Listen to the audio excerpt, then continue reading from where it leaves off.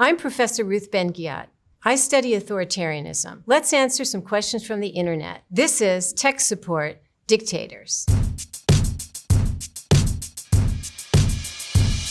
@System Kumar 999 asks, Bro, WTF is fascism? Fascism is a one-party state, classically, with an all-powerful dictator at its head, meaning no more separation of powers, no independent judiciary. Mussolini in the 1920s coined the term fascism. He also said everything in the state, nothing outside the state. So the state reaches into areas that in democracies, the state has no place. There's no more trade unions except the state unions. Employers and employees were in the same union, and that tells you what kind of union it was. Fascism is also classically expansionist. The conquest of territory, imperialism, is intrinsic to fascism. There is no sense of fascism without violence. Fascists truly believe, whether it's Hitler or Francisco Franco in Spain or Mussolini, that violence is the way you change the world. They declare one category of person as an enemy. It could be a racial enemy, as in Nazi Germany. It could be a political enemy, as it was in Italian fascism and for Francisco Franco in Spain. But that enemy must be exterminated. So the state organizes itself around the practice of violence. And regular people are trained to become vigilant and informers and use violence themselves. So violence is at the very core of fascism.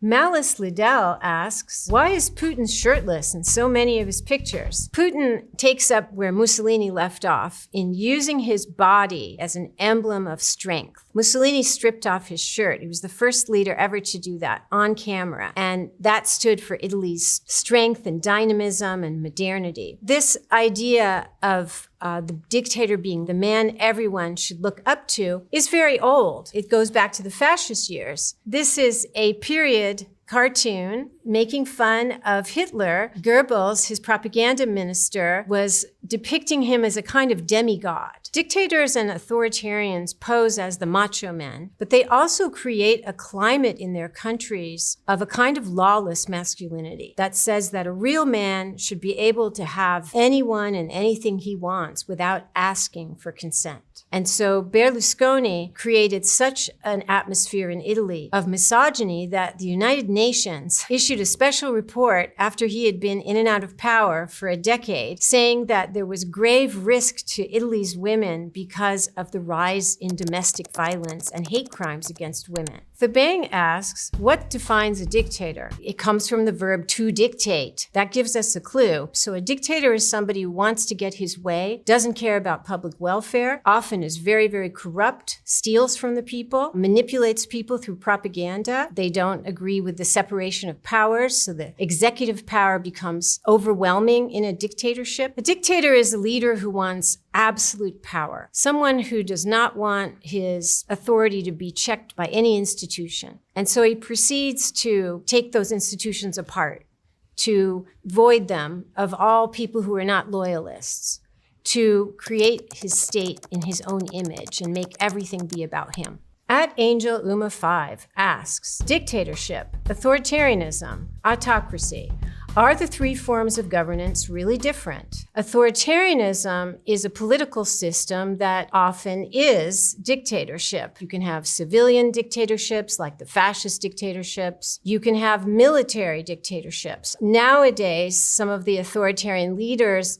don't correspond to the one-party dictators of earlier times, like Mao or Hitler or Stalin. Autocracy is another name for the political system of authoritarianism. We have democracies where you have voting rights and the will of the people translates into the leadership, and autocracies where the leader does their best to stay in power no matter what the people think. Kozlowski from Reddit asks, how do dictators maintain power when it seems that most of the country is against them? Dictators use the authoritarian playbook. The playbook is, while you're running for office, while you're building up your power, you want to discredit journalists. You want to call them fake news or vermin or communists. And authoritarians do this because if evidence of their corruption comes out or their violent acts, they need the public to not believe the press, to think the press is lying. So there is no other voice telling the truth. The truth is gone. The Nazi term was the lying press. Today we talk about fake news. Many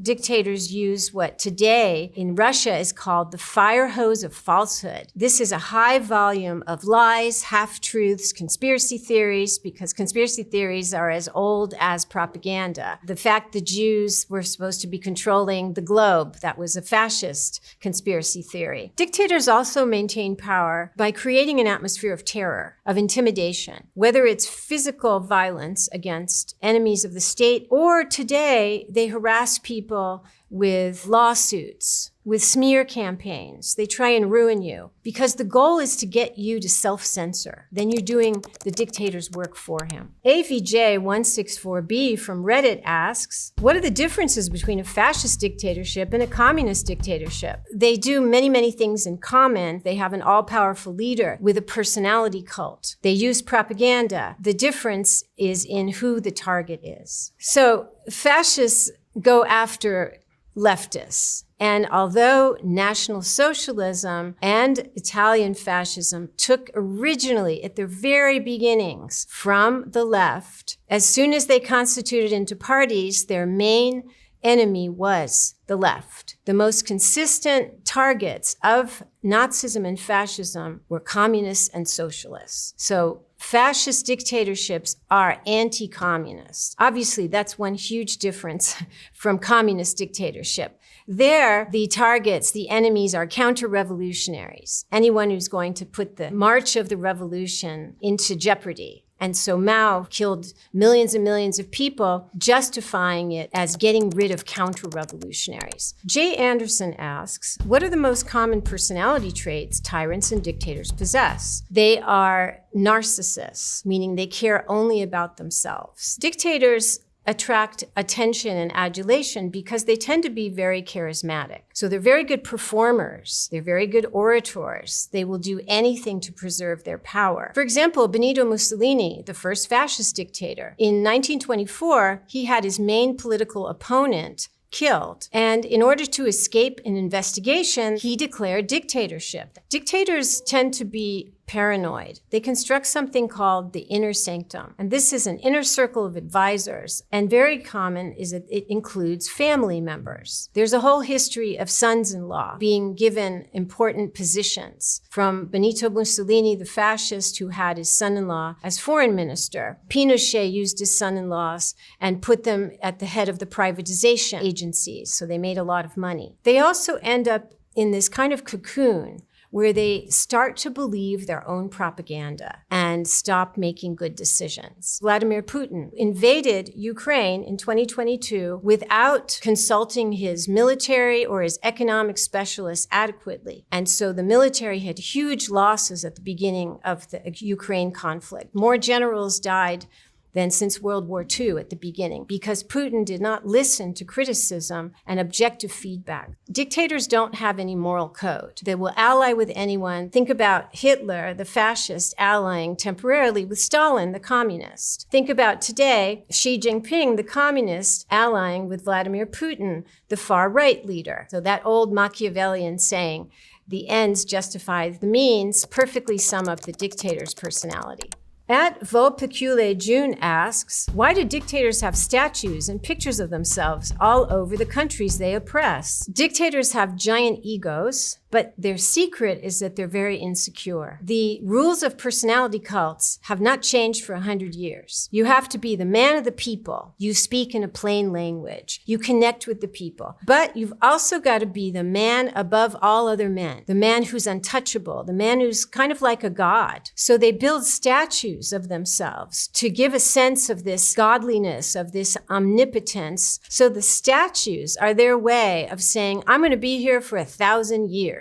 So dictators want to be omnipresent. They have so many reminders of themselves in every way, rituals, statues, books, photographs, and they become kind of inescapable. Take the Heil Hitler salute in Nazi Germany. Anytime you went into any social context, you had to perform it.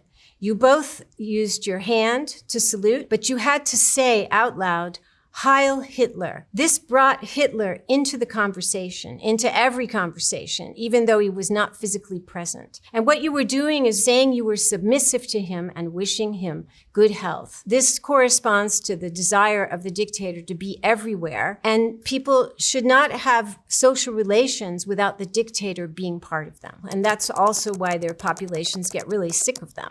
Mr. Cornfield asks, how do dictators come to power? They can be appointed, as the classic fascists were. Mussolini was appointed by the king. German elites, politicians brought in Hitler. Nowadays, dictators can come to power initially through elections and then become dictators. For example, Vladimir Putin, when he was put into place, he was backed by the oligarchs. At the beginning, he was not an all-powerful dictator. It takes people years to amass enough power to do that. About 75% of authoritarian regimes in the 20th century were created through coups. A group of soldiers and generals, they just take power. These can be civilian coups or military coups, but the point is that they impose themselves on power forcibly.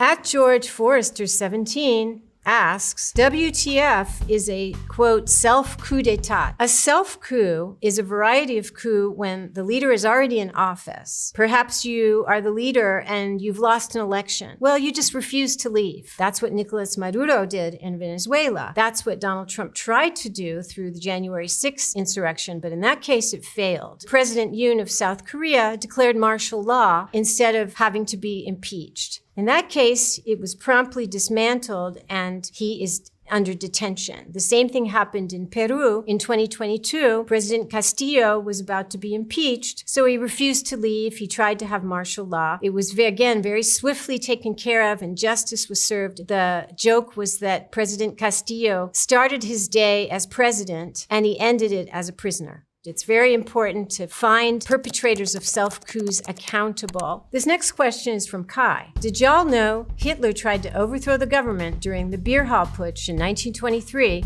but failed and was jailed? I did know, and it's important for everybody to know this history now. So Hitler tried to overthrow the government. He was put in jail in 1924. That's where he wrote Mein Kampf. When he came out, he was ranting and raving with his racist diatribes. He was not taken seriously, although several German states did prevent him from speaking publicly because of his hate speech. But then he promised to obey the Constitution to get those bans on his hate speech removed. And he proceeded to build up the Nazi Party over the 1920s. And then the Depression hit and social unrest increased. The left parties increased. And so German elites in 1933 decided to appoint Hitler, who by then was the leader of an increasingly popular party, to get rid of the left for them.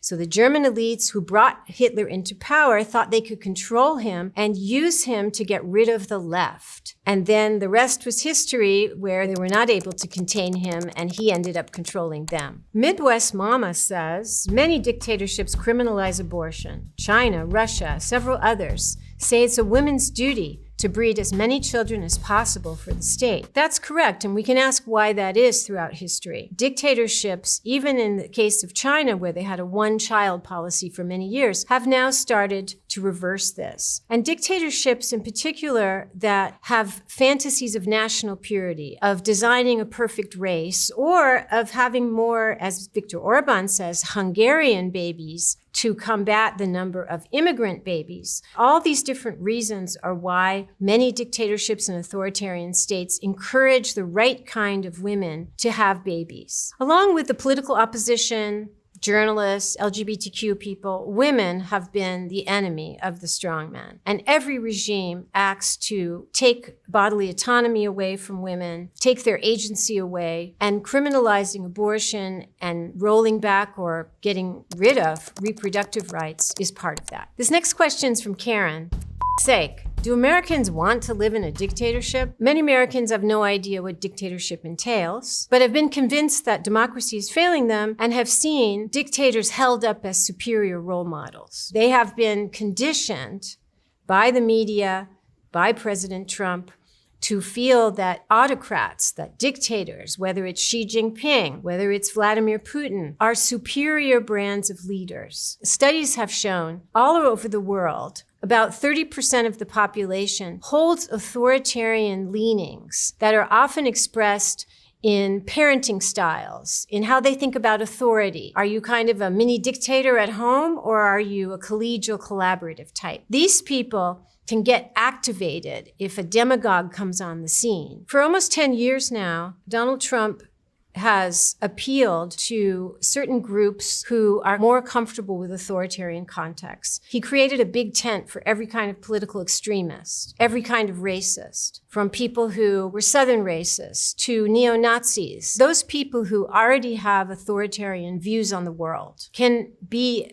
very seduced by a politician who comes and says, I am a strong man. I will decide things for you. I will bring order into society. And it becomes a natural meeting of that kind of person with that kind of leader. And so together, all of this created an environment where many Americans felt that they could see themselves in some kind of political system that's not a democracy. Shark Boy from Reddit asks, how do dictators actually make their money? The history of dictatorship and the history of corruption are completely entwined. At their extreme, you have something called kleptocracy. That is when it's a state of thieves. An example was Gaddafi in Libya, where the leader and his cronies were stealing from state agencies. They were expropriating private citizens' factories. They were taking over state agencies and funneling the money to Swiss bank accounts. The same thing is true of Putin's Russia, which is a fully formed kleptocracy, where Putin and his cronies kind of plunder, for example, Gazprom, the state energy conglomerate. They take profits out of state agencies. So instead of working for the people, the agency works to fund the dictator. And the money today goes less to Swiss bank accounts than to offshore accounts.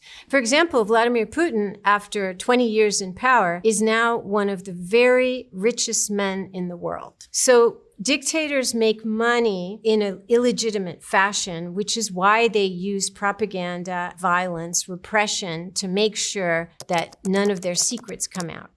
Based Mike Lee writes, name a fascist dictator whose agenda entailed limiting the size, cost, and power of government. Well, Senator Lee, there is one, Augusto Pinochet, the bloody military dictator of Chile who came to power through a US-backed coup and made Chile a laboratory of neoliberal economics, privatizations, deregulations, cutting social services. And at first, this provided a boost to the economy, mostly to giant corporations, including American corporations. But within a few years, it caused bank failures, massive hardship, and people went into debt. And so the long view is that we can think of dictators as always expanding the government and causing a lot of waste and bloat in the process, actually. But even when they cut the size of the government, it doesn't end up well. Johnson Tao says, I don't understand. Why do people support dictators? It can seem strange that people support dictators who take their rights away, because what dictators want you to do is not only betray other people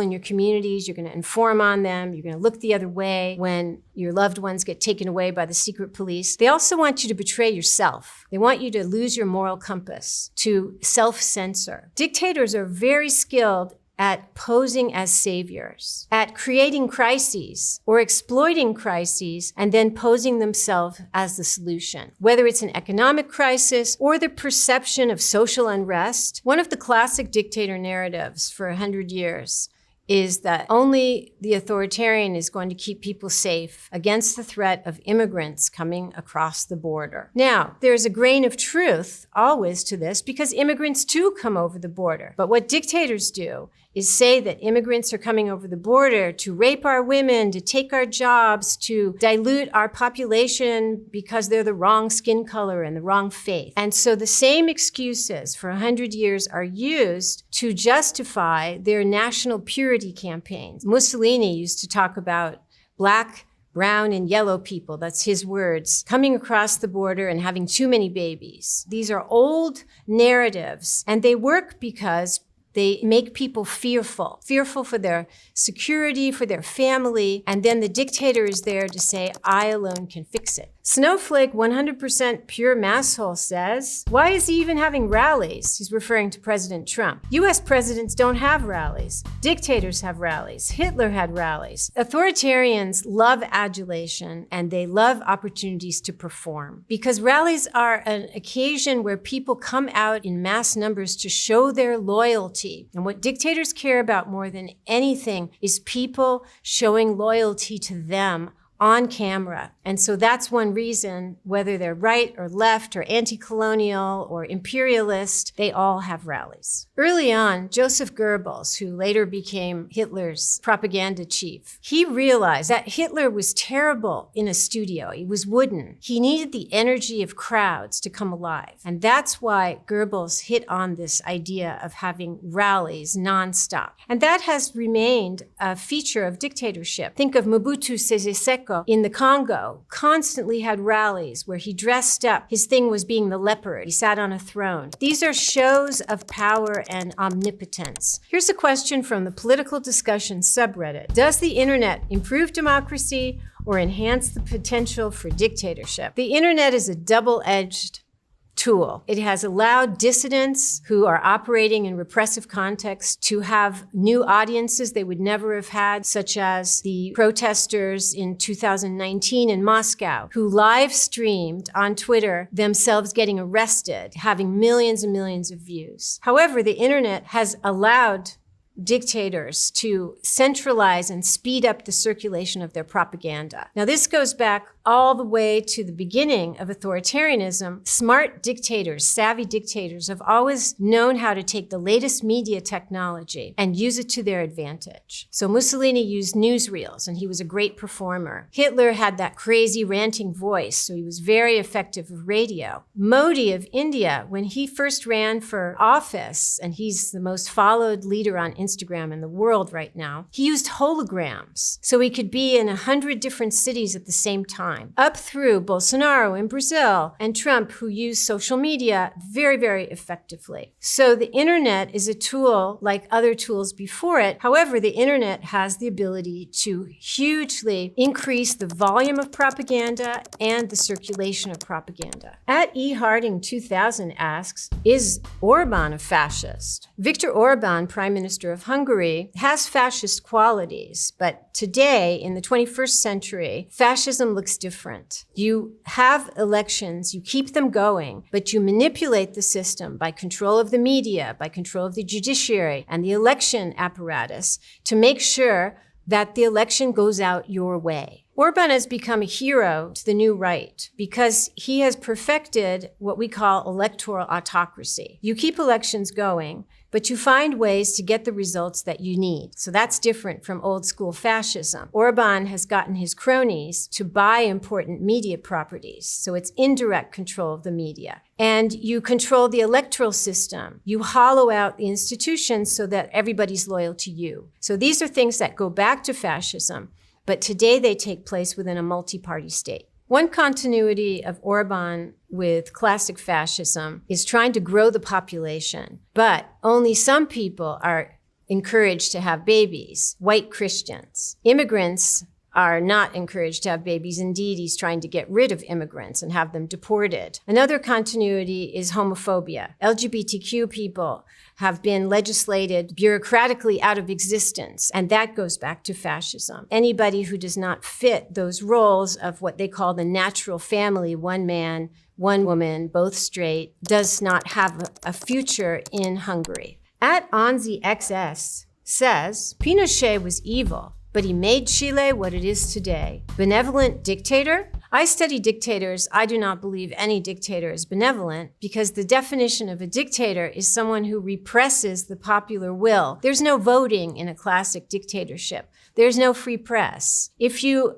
are an opponent of the regime, you will be sent to jail or killed. That's not, to me, the definition of benevolence. At Tyler E. Harris asks, honest question, but why do dictators even bother to hold elections? They're just going to rig anyway. Today, dictators keep elections going, and so we often call them authoritarians rather than dictators, but they rig the system through colonizing the media so the opposition's message can't get there. They'll put a prominent opponent under house arrest. That's what Vladimir Putin did with Alexei Navalny, who was extremely popular. He sent him to jail, so he couldn't be a candidate. So the new system is called electoral autocracy. You hold elections, but you use all these tricks to make sure that they're not free and fair elections. You can even, once you feel you've amassed enough power, hold an election and then just refuse to recognize the results if you have lost. And we have several examples of that recently. The biggest one in Venezuela, still playing out today. Maduro, who lost an election to the opposition, refused to leave office. In 2023, we had Bolsonaro trying to have a coup because he was claiming he actually won the election when he lost. And in the United States, Donald Trump claimed that he won the 2020 election when he did not.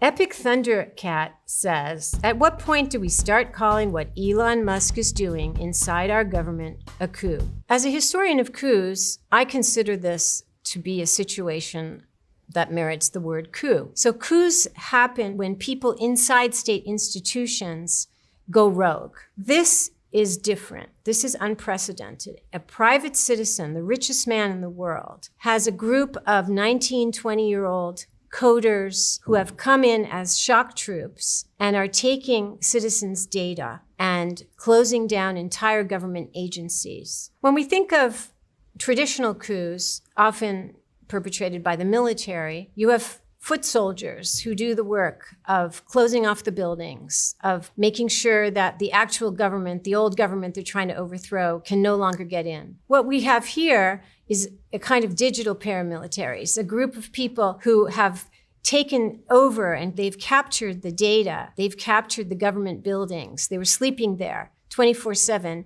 and elected officials could not come in. When our own elected officials are not allowed to enter into government buildings because someone else is preventing them who has not been elected or officially in charge of any government agency, that qualifies as a coup. Pat Berry, despondent American, asks, how do the oligarchs who help authoritarians come into power fare after the dictator has what he wants? Does he ever turn on them? Oligarchs are immensely wealthy and powerful individuals who can help to change the political environment by putting certain candidates in office. This was the case with Putin. He was chosen to run for president in 2000 by oligarchs. One of the pillars of authoritarianism is what's called authoritarian bargains. These are deals that leaders make with powerful people. They could be oligarchs in the media area, in finance and business. They could also be faith leaders. Some faith leaders are so powerful to be almost like oligarchs. And so these people team up. The dictator needs these people to legitimate them, to tell the rest of the population, because they're so influential, that this guy is actually okay. He may be violent, but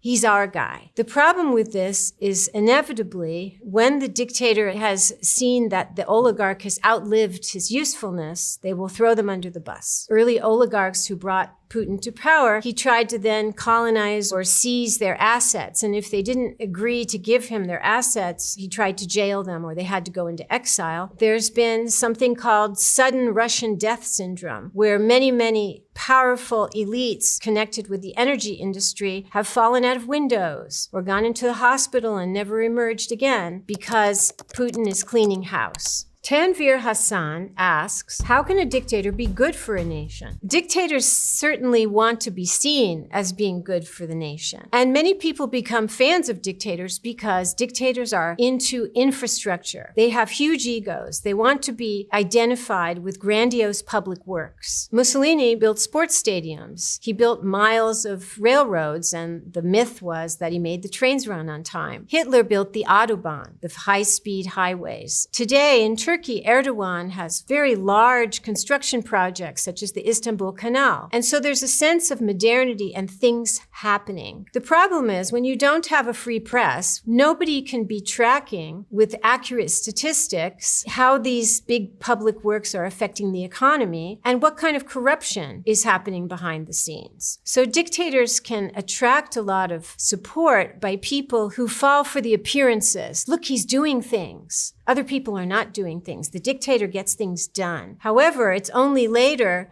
that the economic and social outcome of those big projects comes to light. Alex Gretsch asks, why do dictators love Trump? We know that Trump loves dictators. He even has talked about exchanging love letters with the leader of North Korea, not someone you would often think of as a particularly sentimental type. Do dictators love Trump? That's unclear. Dictators are transactional. They use each other. If dictators are loving Trump at the moment, it's because they think that he can be an ally, that they can get something from him. If we take as the example Vladimir Putin, he and Trump have a good relationship, and yet he allows Trump to be mocked on Russian television as a useful fool. So this is an example of them using each other, which is what dictators know how to do beautifully. At Eric E. Warren asks, why do dictators always blame media, opposition, foreign countries, and terror groups? Dictators are expert at creating a sense of existential dread. So it's not just polarization. We don't agree, but we're in the same framework. We agree to disagree. They go for what I call survivalism. It's me or you, and only one of us is going to survive. This is what the Nazis did with the Jews. This is what racists everywhere do with non-white peoples. They create a sense of existential dread that this group must be attacked, and sometimes, in the case of genocide, must be removed from the face of the earth in order for our country to have peace and safety. Often, the enemy is a foreign country, and there's a long history of dictators saying that their countries have been victimized. Mussolini talked about Italy as victimized by more powerful countries, democracies, up to Xi Jinping, who has a long history of talking about Chinese victimization by the West, or Vladimir Putin, Russia's victimization by the West. And so these are very powerful narratives that can justify foreign invasion. The dictator says, we've been victimized. It's time for us to protect ourselves by getting more territory. Here's a question from Magic. Is Xi Jinping a dictator? Not only is Xi Jinping a dictator, the communist system only permits dictators, but Xi Jinping is becoming more of a dictator. This is one way we can track how dictatorship expands. Is your personality cult becoming more prominent? Check. Xi Jinping's cult is becoming more prominent. Are you trying to rehabilitate past dictators to kind of bolster your own glory? Check. Xi Jinping is talking a lot about Mao and styling himself as the inheritor of Mao. Here's a question from Peter Quince. Why do dictators and wannabe dictators always want more land? That's kind of in the nature of being the dictator. You always want more power. You always want more control. You also want more assets. You want more natural resources to exploit if you're corrupt. The same narratives get put forth over and over again. Narratives of national purity. So for example, the Nazis, it wasn't enough to have conquest of Germans. You had to go into Austria because there are people. Or you have these myths of national unification. And that's being used right now by Xi Jinping, a communist, for Taiwan, that Taiwan must be China because it needs to be reunified as though it was part of China to begin with. The same with Putin and Ukraine, that they called the conquest of Ukraine a reunification. So these are imperialist justifying narratives, and dictators use them over and over again. So it's no surprise to find President Trump, a man of authoritarian leanings, having come back to power and becoming an imperialist, talking about Canada becoming the 51st American state, talking about taking control of Greenland. So those are all the questions for today. Thank you for watching.